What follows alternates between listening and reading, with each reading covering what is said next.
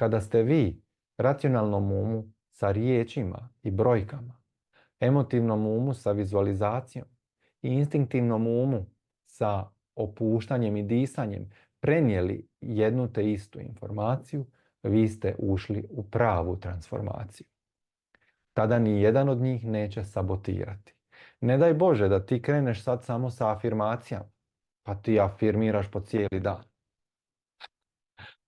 Tvoj mali mozak, instinktivni koji je zapravo tvoj zaštitni, on je ko UDBA.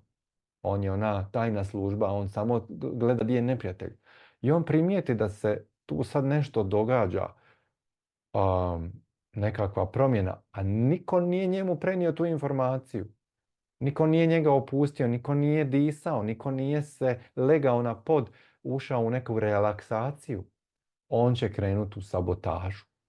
On će vam onda iznijeti iz podsvijesti sve ono najgore da vas zaustavi u tom afirmiranju. Jer će on tu afirmacije prosuditi kao ugrozu. On će reći dolazi do nekakve promjene, to ugrožava naš sistem na koji smo mi navikli.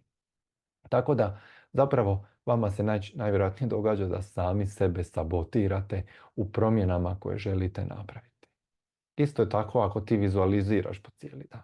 A isto je tako ako se samo opuštaš, a nisi racionalno to sebi objasnio čemu to služi i kako će to doprinijeti. Tako da, jako je važno da sve što radite uskladite ta tri uma, ta tri mozga